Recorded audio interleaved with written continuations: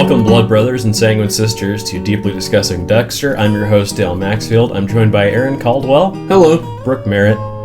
Hi. And Zach Rowland. Hello. And today we're discussing Season 5, Episode 7, Circle Us. On this episode, finding murder victims is like fish in a barrel. Quinn coughs up another $500. St. Bridget isn't real. Johnny Lee Miller appears. And Dexter frames Boyd Fowler so he and Lumen can keep Cole for themselves. What did you guys think of this episode overall? I liked it. I thought it was a good episode. And honestly, I'm gonna say this. I like season 5. Like I'm okay with it so far. So it was good. I can hear all the hate in your voices. No, like it's I didn't hate this one. Yeah, like I actually find myself enjoying this a lot more than the first time I watched it. And I don't know if that was the long wait that we had or the fact that it had just followed the best season. But I'm very much enjoying this season, the second go around, and this episode really kicks it up a notch. I was happy with it. Yeah, I didn't think it was that bad. I agree. It wasn't, I wouldn't call it a good episode. I wouldn't call it a great episode. There were some things that weren't so great, but all things considered, it was a Scott Buck episode, I believe, and it wasn't awful. It sure was. Man. It's like the best one so far. I take back everything that I said. You can't. Season is garbage. No, you can't take it back. See, because you said it, and it's actually being recorded, so you definitely can't take it back. Yeah. Look, don't be ashamed. I liked a Scott Buck episode that everybody else hated. So it's time. It's time true. for the rest of you to feel what I felt. I think that they finally are getting to the story that they actually came up with for this season, and they're not dealing with this transition, which was what the first 3 or 4 episodes of the show this season were.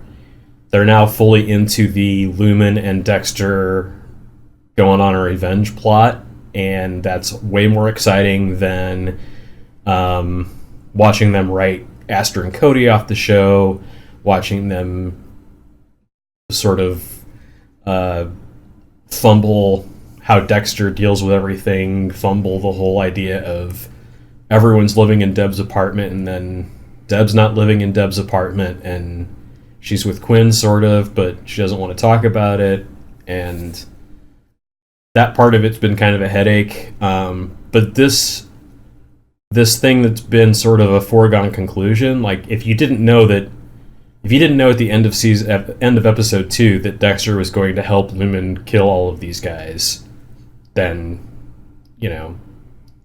I guess you don't know this show very well, because that's what it's been setting up for forever, and now we're finally Dexter is not trying to talk her out of it anymore. They're actually going for it. So He's Team Lumen now.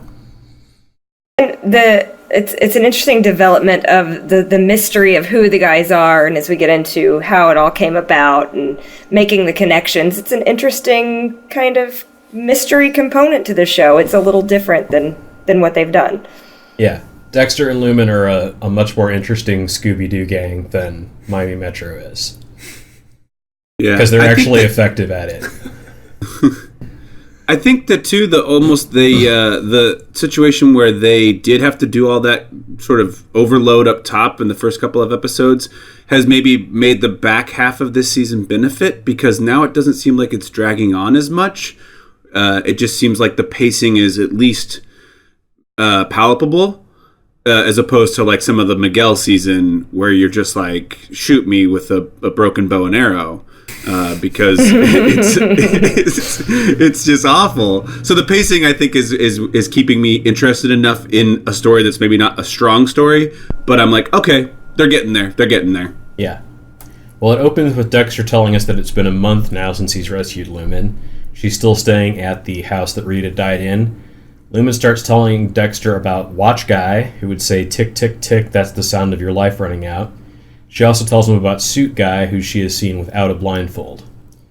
Suit Guy is shown. This is where you can kind of see it's a Scott Buck episode, because Watch Guy and Suit and Tie Guy, which that's very Scott Buck. The dialogue is Scott Buck. This is a decent episode, but you can tell he wrote a lot of the dialogue. Yeah, there's not a whole lot of puns in this episode, which is unlike Scott Buck, but yeah. Grateful for that. Suit Guy is shown with a truckload of day laborers at the barrel dump site in the middle of the night. They're going to move bodies. Do not ever get onto the back of a truck with a guy in a suit at like 10 o'clock at night and go somewhere in the middle of the Everglades. It's a bad plan. Seemed like a good idea at the time, I'm sure. Lumen wants to be involved in the killing, but Dexter is still pushing back. Lumen thanks Dexter, and he awkwardly shakes her hand. In his head, he likens it to his prom date. I actually really like that. He's like, this is just like my prom. And then she shakes his hand. He's like, exactly like my prom. Yeah. Like, nice. Suit Guy and his truckload of lady barrels is T-boned. Sonia has introduced St. Bridget to Harrison's sleep routine to watch over him. Dexter puts the figure in Harrison's toy box. Quinn mentions that he and Deb could look for a new place together instead of staying at his. She gets called into the barrel accident, but she doesn't tell them she's with Quinn. She wants to keep their relationship a secret. Dexter arrives on the scene. There are 5 bodies on the road. Quinn steps in congealed organ goo, which Dexter explains to him what that is and makes a face. Deb notices whip marks and other wounds on the other bodies. Suit Man has fled the scene. Masuka found the jacket folded up in the car. Lumen shows up at the crime scene. Liddy calls Quinn. He's identified that Dexter is keeping a woman at his house. As Liddy describes her over the phone, Quinn watches Dexter walk off with Lumen. Dexter tells Lumen the accident means the perpetrators are on the run. He tells her to leave. So, how did that jacket stay perfectly folded in this horrible wreck? Hey, suit and tie guy is a really strong folder. I guess. If I didn't, to stay fresh, I always watch these episodes, the day before we do the recording. But if I had more time, I would have created, a whole Mega Man select screen with Suit Man and Watchman and, all the different mans that she has to defeat. Yeah, it's very video game style. There's different levels with different components, and you have to get certain items to defeat them because that's their thing that is their downfall. Yeah. Wow, it really is. That's pretty deep, guys. They stole the whole plot from Mega Man 2. This is Yeah. this is Pretty a game much. changer.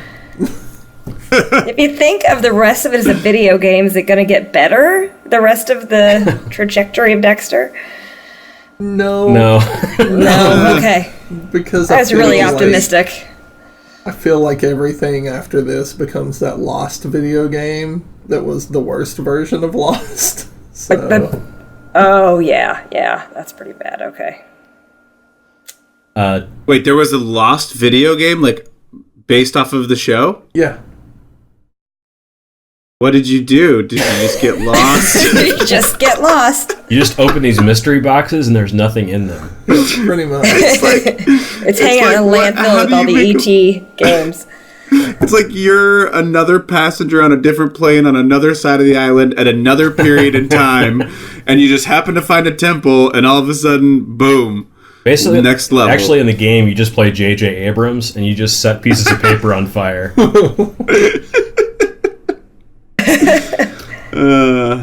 So the truck with the barrels is registered to Jordan Chase, Johnny Lee Miller's character. Masuka knows all about Chase and gives Dexter a crash course on Take It. The driver's prints aren't in the APHIS database. Dexter finds a couple of hairs on the suit jacket and Masuka takes them. And if anybody knew the course on Take It, it's Masuka. Of course.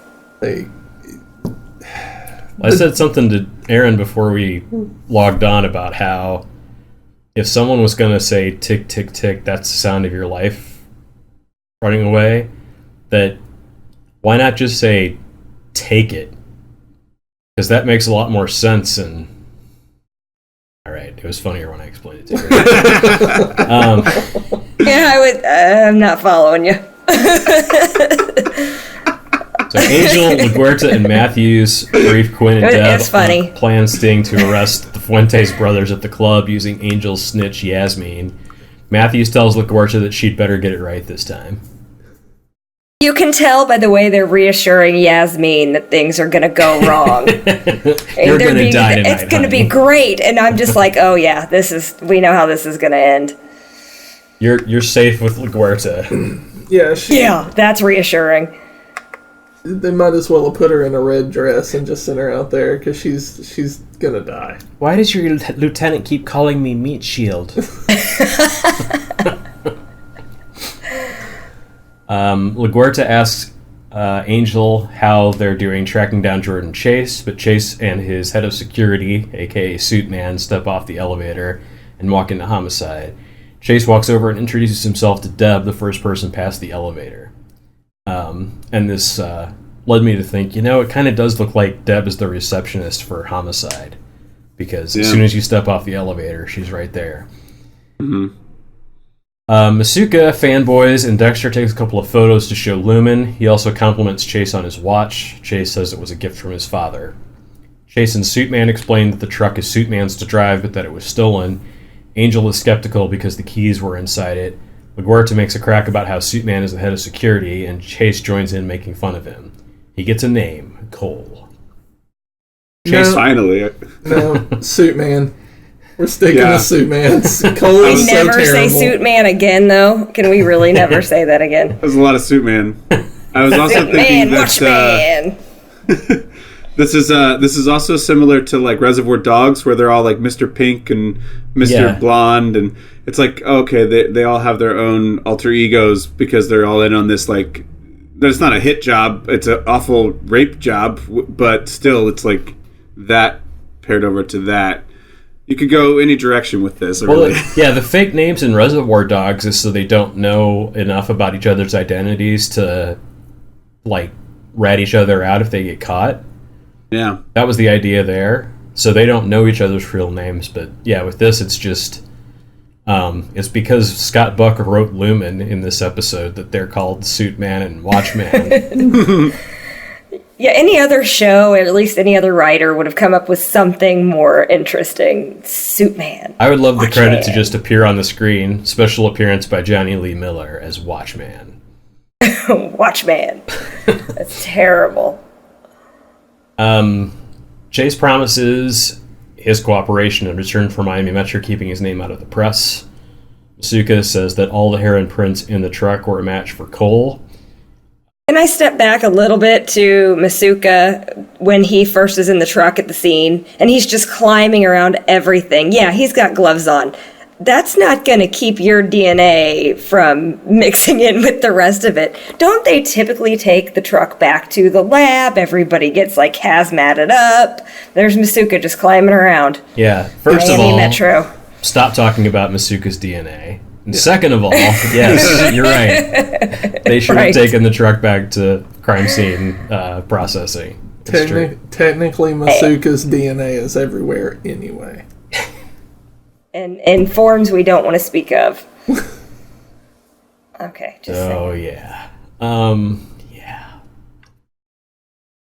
Masuka says, he says the hair and the prints in the truck are a match for Cole. Dexter goes to visit Lumen. There's a package with a flashlight on the front step. Dexter shows her a picture of Cole Harmon, a.k.a. Suitman. Lumen recognizes him. He also shows her a picture of Chase and Masuka. Lumen says she doesn't know him, but he is definitely a freak. Dexter has to point out that she doesn't mean Masuka to look at, but Lumen does not recognize Chase. Which is awesome. Yeah. Like, everybody's got to take their digs at Masuka.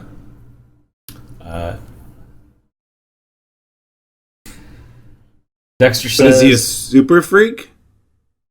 Is he super freaky? Yow. He's alright.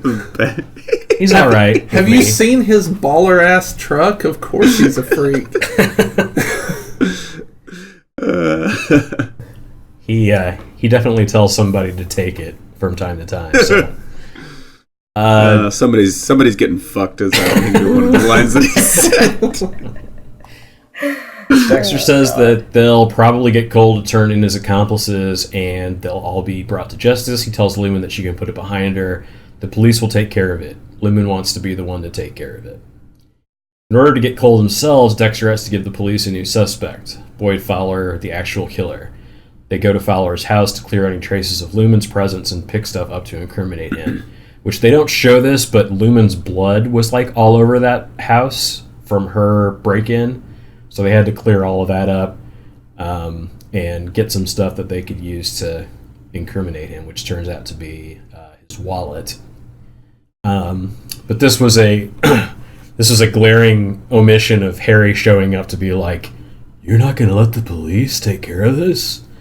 That's not the code." Yeah, but really, he learned nothing. He got his wife killed and he learned nothing. Yeah. We're right back where we were. Yes. Also, I think James Remar was he had some off days he had to cash in. So Well, they had to pay like, all right. Peter Weller and Using Johnny Lee Cabo. Miller for this episode, so they couldn't afford him. Yeah. I think Captain Matthews even shows up in this one, so their guest star budget was sky high. Good thing Lundy's dead. Placed with, isn't his name Lindy? The Liddy. Weller's character? Liddy. I So made they that replaced mistake. Lundy with Liddy. I made that same mistake earlier. I was making notes and I was like, Lindy. Hey, Lindy. It's like Lundy, but oh no, it's Liddy. Okay. No, it's Liddy. Still, they're still keeping it pretty, basic. Same number of letters, general Yeah. idea. Oh yeah. Lumen has a hard time going back into the area where she was held captive. I wonder why. The show keeps throwing jump scares of guys grabbing at their underwear as we pan across a dirty mattress with a bra on it. Watching the show in real time, you would not notice that, but I had to slow it down and be like, what the hell are they flashing on the screen? And it's like guys grabbing at their junk. Huh. Dexter determines that Fowler's job was to finish the women off. They find blood on the floor and wash it up. Dexter grabs Fowler's wallet from a drawer. The next scene, Masuka magically found the wallet under the seat of the truck. Man, Masuka's just digging around in this truck like he's gonna find something like the smoking gun, I guess, which he does. But yeah, it's like he's just going incessantly at it. When I feel like he could be at that tattoo parlor or doing something more productive with his time. My favorite part is like when he comes out with the wallet, he's like, "Lab geeks must have missed this one, dude. You were the one that was doing the search." And you're 100% a lab geek. Yeah, Like at least 100%.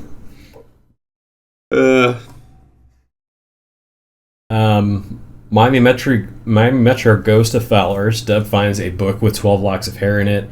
They find the empty barrel meant for Lumen and the cell where she was kept.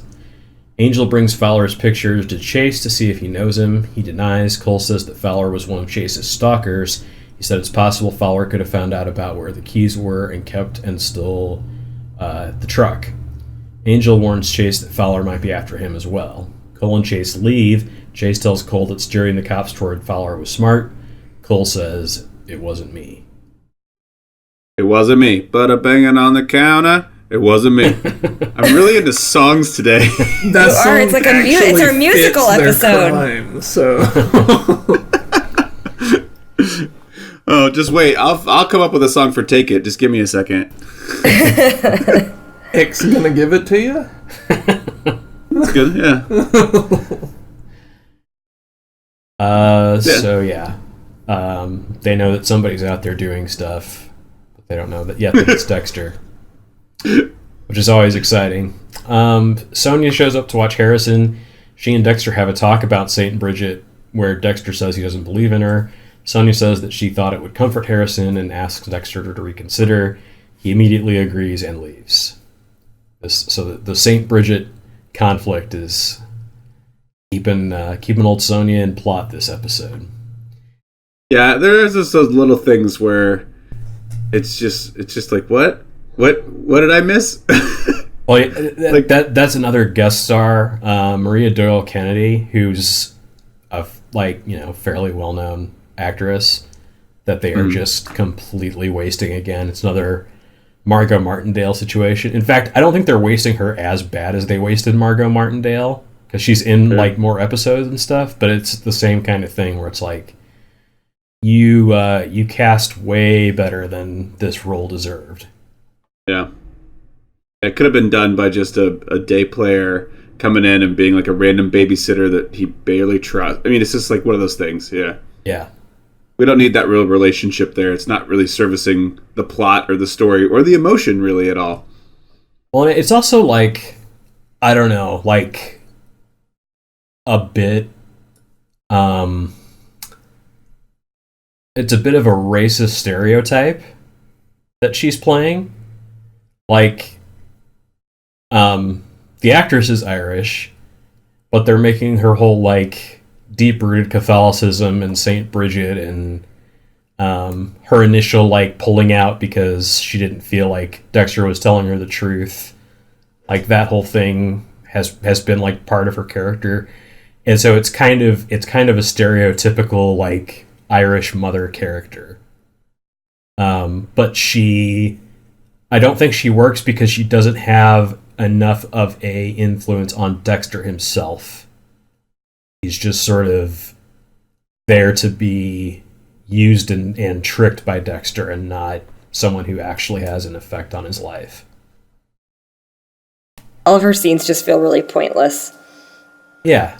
And it's all self-contained. Like, she has no... Like, you could take all of that out. It changes No nothing impact. about the story. Yeah. It is just a patch for the plot hole of who's watching Harrison right now. Right. Yeah, This true. person. We don't want anybody to question the validity of anything we're doing on the show, so we better give Harrison a babysitter. Meanwhile, we've got, the cops doing things completely wrong. Which, like, Harrison should, like, by the logic of the show, like, Harrison should have gone off with the grandparents as well. It doesn't really make any sense that they just took Aster and Cody, but it's like, whatever. Well, it kind of does. It does simply because they're the only ones that are Aster and Cody are the only ones that are their blood. Right.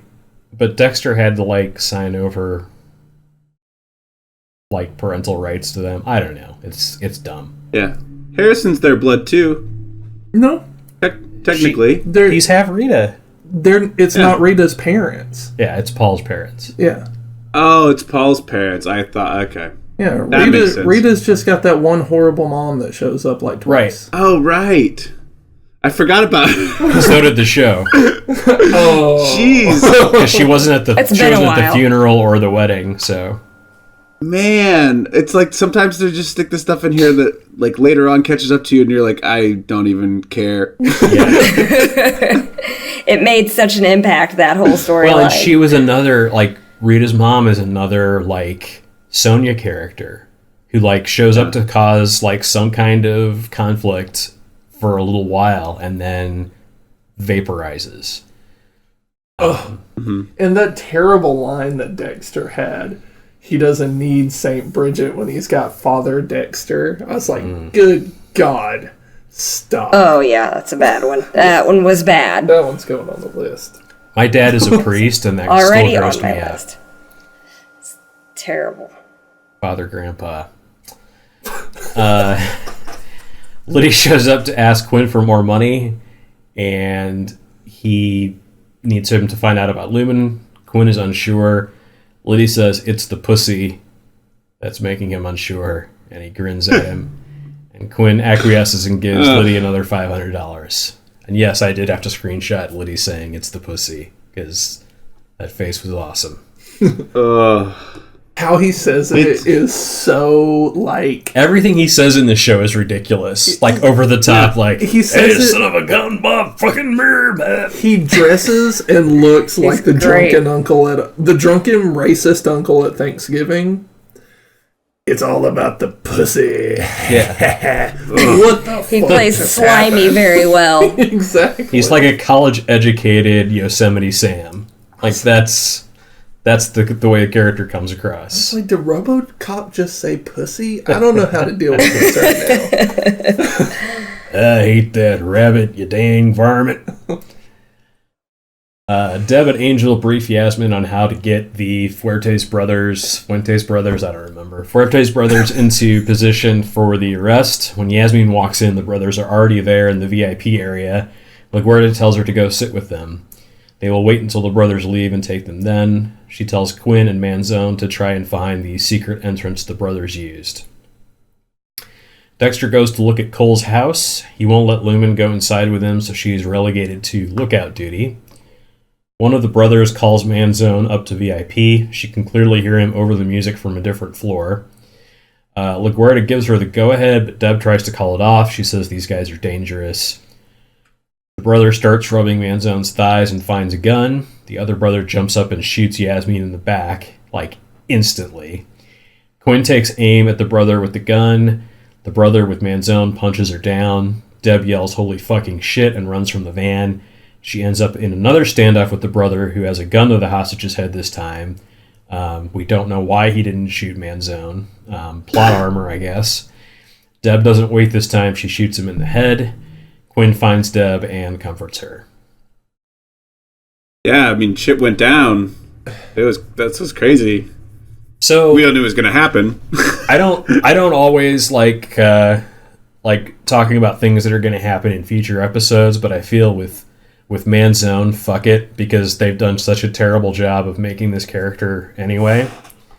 Manzone doesn't get killed here, which that seemed like the obvious thing. That seemed like what they were setting up to happen, but they just kill Yasmin, and that's the tragedy of this one.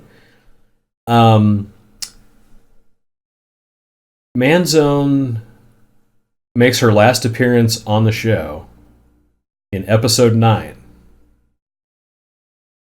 So that's one of the things, like, why did they bring her character in? Like, they could have just had Batista do all the translation.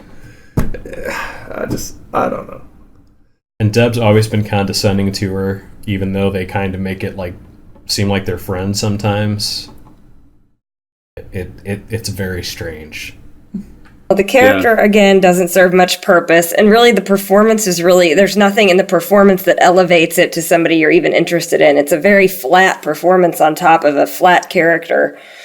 Yeah, she's just a uniform cop that, like, has information because the plot says she does.